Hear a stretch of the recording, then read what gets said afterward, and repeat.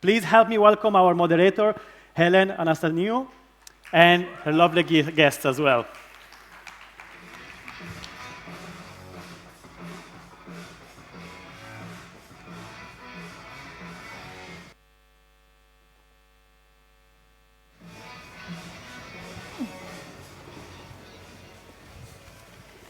I'm going to see you a bit better this way.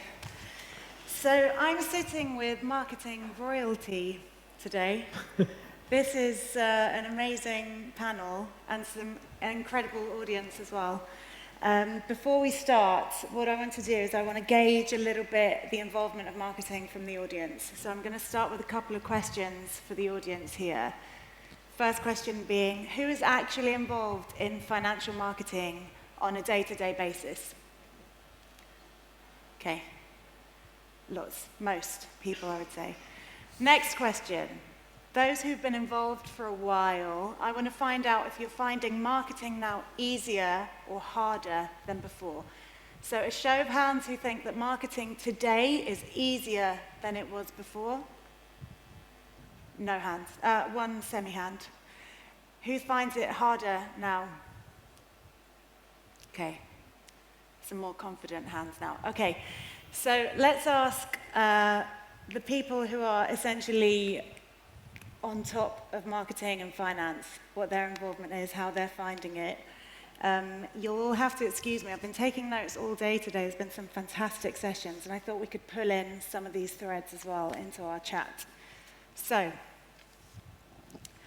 I don't know if Mary Giriagidi is still here, but she said something that I want to run past you all. She said before, humans lean towards what is faster to measure and easier to track. So the implication is that there's data missing in some of the decision-making that we do on a day-to-day basis as marketers. So I want to ask you, this is going to Panos and Alfonso. I want to know, is data-driven marketing in finance pointless? Definitely not. Definitely not. Well, from my personal point of view, I think that data is one of the most important elements in order to make decisions in marketing. It's not only in fintech, it's generally across different industries. A few weeks ago, I was in a meeting with people from other industries, and we were looking at a research that was saying that 80% of the marketeers, they believe that data is not really well utilized on the company that they're working, but at the same time, the same research says that 40% of the companies, they want to increase the data-driven marketing performance activity. So there is a bit of an imbalance. First, we need to understand how to use the data. I've been working on different companies, and the biggest challenge is not to get the data. The biggest challenge is first to write the measurement framework that makes sense for you to analyze the results of what you do, and then to look at the right data to make the right decisions. And sometimes we jump too quick, and I have people from my team here that they're going to be laughing because I say this many, many times. Sometimes we run too quick into the execution, into the element of performance, into the element of acquisition, of like ROI, etc. But there is a big element before that is the consumer understanding. The consumer understanding has to be based on research first. You need to understand what are the trends on the different categories, what the consumer is looking for, what are the different profiles in the different regions in order to localize the content, in order to provide the right product with the right content to the right consumer. But then you need to do a deeper research in terms of like market share inside the industry, market share inside the country or the region that you're going to be operating, share of market versus market share, etc., etc., etc. So the bottom line on my answer is like data is extremely important. I think that the combination for a good CMO or marketing director is a good consumer understanding, a good strategic thinking, but definitely a strong commercial skills. And these commercial skills are going to be connected to the way that you look at the data, how you interpret the data, and then how you build the right measurement framework in order to analyze the success of your decisions in the different channels. Great, thank you. And Panos, do you agree? Yeah, I do agree. So Alfonso gave the high level. I don't want to repeat. I do agree with his comments. I'll go to the more practical stuff. So, okay, so marketing, let's split it into two big categories, acquisition and retention. There's no way to use AI today in any kind of acquisition or algorithms running either with Google, Meta, etc. if you don't have the right data. The same principle applies with retention. It's very hard without the data or any kind of algorithms to identify churning clients or your potential VIPs, etc., etc. So, provided that the data you have are pure and not contaminated, because some cases, yeah, you can have problems with your data, I don't think you can scale your marketing or your retention strategies without this kind of blend. Okay, I have the good data and I need to combine it with AI in order to maximize the impact. Makes sense. And there is another element that is reactivation as well. Yes. Because we talk about acquisition, conversion, then the retention of the consumers and the reactivation. And I think that sometimes we miss how important is the understanding of the data to reactivate your consumers, to understand why they churn, how is the cycle of the consumers when they churn, what are they looking for, if it's a matter of product innovation because they are looking for a product that you don't have, it's a matter of like something that is happening inside the platform, etc. But also for reactivation, I think that data can give you a big opportunity. And most of the times through direct marketing or CRM, reactivation, there is a lot of meat on the table and a lot of money that you can make without a lot of investment. And I think that some of the companies, they are still missing like the right Trojan horse to have a good reactivation strategy. I'm sure that's very true. I'm sure that's very true. So thank you for those insights. Let's bring the conversation more to the financial category in which we're all operating at the moment. And let's talk a little bit about marketing in an environment which is really strictly controlled, down to the very word that you use, maybe even down to the color that you show on your ads. Marina, what's your view on that? Can marketing and finance be creative, or are we too obsessed with compliance? Well, thank you for the question, Helen. So before answering that, I want to share my experience working years ago at a state-owned Chinese bank. So once we had a shipping loan worth of $100 million, which got stuck because our legal team put the CP, conditions precedent, so strict that it was almost impossible to release the fund. So that experience has taught me something from early on, that compliance is to protect the business, not to paralyze it. And that mindset has stayed with me until today. So fast forward to fintech marketing, especially here at Access, I usually see myself playing the so-called goalkeeper role in my team. So I let my team go very creative, or even go wild if they want, but I will make sure to safeguard the bottom line. And I'm not replacing the compliance role here. I'm just making sure that all their ideas and creativities are well checked before reaching our compliance team. And chances are usually if it passes my check, they're almost okay with our compliance as well. So I think the key here is to meet in the middle between the compliance and the business, and between the creativity and the control. And this is usually achieved by the mutual understanding of both sides and the willingness to work with each other. And along this journey, something more valuable is also achieved, the trust within your own team and with your audience. And nowadays, I believe with AI, it's making this job more efficient. It can check your content, designs, text, anything automatically. If you set up the rules, the regulatory rules, it can check for you. So it creates more efficiency for you to check the content and leave us more room to be creative. Thank you, Helen. Thank you for that. So I was just waiting. I think we're, what, 4 or 5 minutes in, and we've discussed, you just mentioned AI. I did wonder how long it would take. So that actually leads me on to the next question. This one's for you, Panos. And this is interesting for me to hear your answer personally, because I know you're also from the Google background. And when I was in-house, it was all about Google and PPC and the obsession with becoming on the top page of Google. Now, with AI and the AI summaries, are the traditional methods of acquisition dying? No, they're not dying. I would say the right word would be changing. Changing. So, okay, let's go back. Marketing.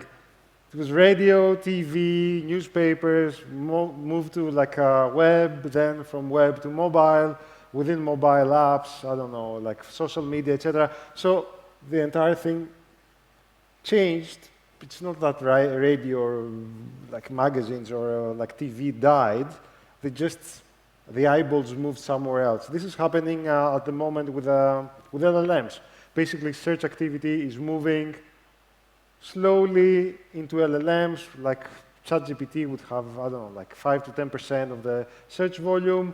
So Google is creating AI overviews and AI mode to combat that, but do expect that some of this business will move into within LLMs. Obviously, in the long term, my expectation is that OpenAI will open an ads like program. There's no way to scale their aggressive plan without having this kind of like a commercialization of the ads. So maybe not in the next few months, but it will eventually happen.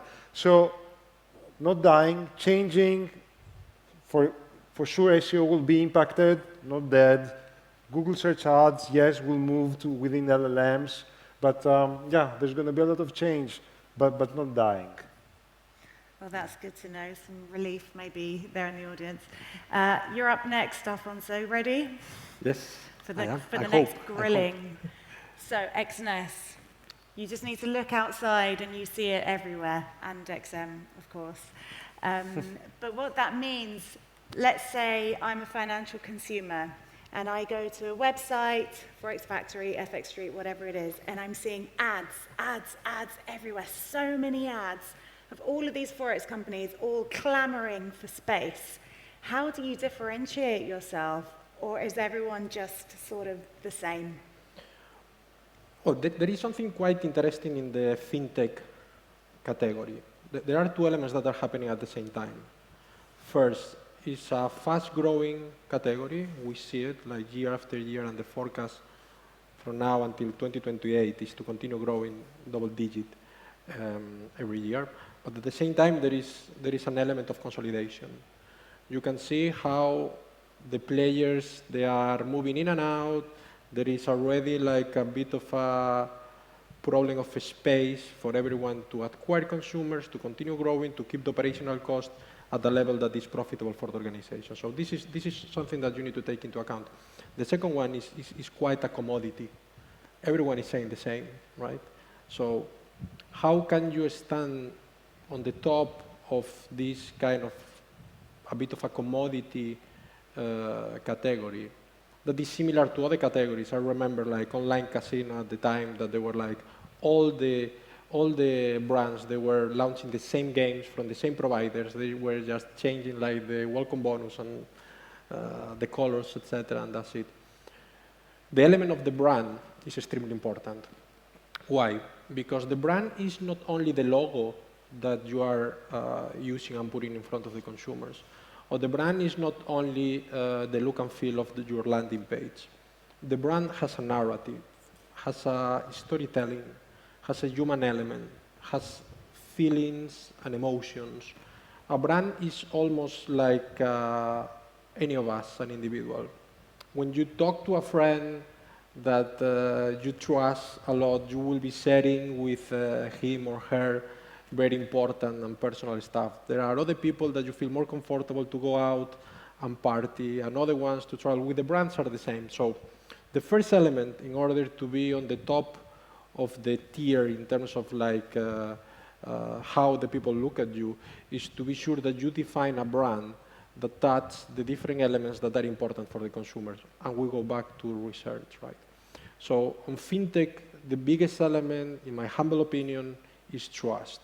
Let's not forget that people that are putting their money, their savings, into the operators in order to get a good ROI, to build their strategies and to make money, or whatever will happen at the end, right? But you need to be sure that these people, they trust yourself.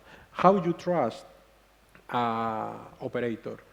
First, with the stability of the platform, without no friction on the deposit, instant withdrawal, your money is yours, any moment. You need to compact all of this and put it into the brand. When you have this brand element that everyone understands and is connected to the way that you operate, then you need to cascade into the different layers the communications. These communications, they have to be connected with the funnel, but they have to be connected with the different stages of the consumer. There are different times on the day, there is different kind of content, there is different kind of formats that they are going to digest on a different way, and they are going to be an emotional connection with them. So what you need to do in order to be a bit away from this commodity environment is to be sure that first, you innovate, you need to be ahead of the curve all the time. You innovate based on what the consumer wants, but also you need to think what the consumer will want in the next 6 to 10 months. And you have to have a strong pipeline of product development connected to that. With this, you are not going to look like the rest of the operators. Why? Because you have something that is unique. You have a proposition that no one else has. It happened with us when we launched like instant withdrawal in the past. Now, a lot of companies, they talk about instant withdrawal because they know that the consumer, they're looking for it, but there is no one in the market that has an instant withdrawal at the level that we have because it's absolutely instant. But what is going to be next? So our trading team constantly improve and innovate the trading conditions and innovate the instruments that we put in front of the clients. And thanks to that, we continue on a very humble way, but growing and being one of the choices of the traders. Great. What's behind the banner is important. Can I? Sure. Okay. So, so I agree with Alfonso. I'll just want to expand a bit. So, to your answer, you can differentiate, but it's hard because like Alfonso talked about commoditization of certain elements of the fintech. I agree. So it's quite hard, but people confuse it. This is a very important point. So they believe marketing can create, marketing will create a brand. And what Alfonso also said, and I do believe, brands are not built only because you see a great commercial or a great banner. It's the whole experience. So, for example, let's say you like an airline, you see a nice commercial, you book the ticket, but if you have a really bad experience during your flight, it's Ryanair, it's raining, you're outside and you get the rain, as I do when I was living in Dublin, it's an awful experience. You cannot build a brand like this. So the same is with fintech. So you can do a great commercial, great branding, great marketing, but then if the user doesn't get the instant withdrawals, the trades, the stability, everything contributes to the brand, ultimately. So yes, you differentiate, but everything needs to work in sync, your marketing, product, etc., etc. Yes, because at the end, I totally agree with that. Product marketing, because what's the problem of the concept of marketing? People, they believe that they need to overpromise or to promise something. Then the bad experience comes, then you're going to be penalized. And a consumer that goes inside your platform or your brand and has a bad experience will never come back, and you have to be sure that there's going to be another people around this consumer that will never try the brand because the experience of his friend was very, very bad. So I hammer and I'm obsessed on merging product innovation with a product, what we call internally, product superiority communication, that is just a way to communicate the product that we have, simple and plain. So anyone that is going to see a communication about Xness is going to be full of transparency and clarity on what they can find inside the platform. And when they will go inside the platform, the experience is going to match with the narrative that was told on the marketing communication. And that's why our rate of acquisition, retention, and conversion is very, very high. Fantastic, as it should be, as it should be. So, super sadly, because we could carry on for a long time, we're running a bit low on time, but I really want the audience to get as much out of you as possible. So if you'll forgive me, I've designed a quick fire round. So I'm going to ask you some questions and just one word answer. And if you don't want to answer, you can just say veto and we'll all forgive you because this is a surprise. We'll start with Marina and we'll come forward. Sure. So, Marina, Yep, PPC or SEO? SEO. Alfonso, first click or last click? Last click. Panos, paid or organic? Paid. All of you, brand or performance? Brand first. Performance. Brand performance. Has to be a combination of both. There is no Brand first and then performance. there is no one element that works without the other one. If you don't generate the top of mind, if you don't have the right awareness, your last click campaigns is not going to work. Your CPA is going to go to the roof. You are not going to get the right volumes. Okay. And two super quick questions with the shortest answers that you can. The first one, what's coming up in digital marketing? One sentence. We discussed it in my previous questions, like this shift and the rise of LLMs, and because people will continuously trust them more, and you need to be present with a positive narrative there. Yeah, I Agree. think making the very difficult or let's say different, let's say financial ideas, make them relatable, snackable, easier as we're in a fast-paced social media age. Yeah. What's coming next on digital?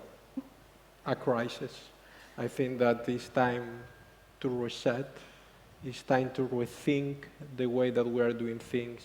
It's time to forget about big claims and volumes, be focused on quality, remove noise from the equation, choose the right channels, start from the beginning, the right measurement framework, and remove what in my country is called bullshit. So that's fantastic. So very optimistic for digital marketing. So It is what it is. We're going to finish on a high with a yes/no question each. Will AI replace your marketing teams? Not in my generation, maybe my daughter's generation, yeah. No, it We won't. need a human touch to build the trust. The AI can help with the communication, can support the tools, but the trust and transparency, as Alfonso said, comes from the human intuition and the human point. It won't. Actually, we will see our generation how, and it's already happening. I was not long time ago with some colleagues that they started a business in US. This business was a school without internet, where the people, they need to use the paper, the kids, they need to use the paper and the pen, because they are so saturated of all the technology and the digital environment that they want to protect that.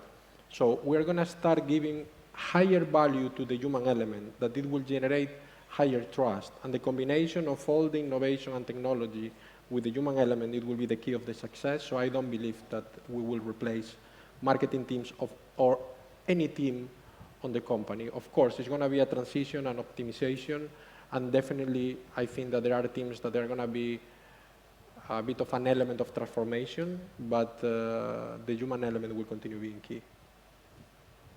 Yes and no. So some new roles already start to emerge. So we'll be looking for people with different skills. And I assume that some roles will be transferred or like change. So to your question, yes and no. Well, massive round of applause for our panelists. Thank you so much.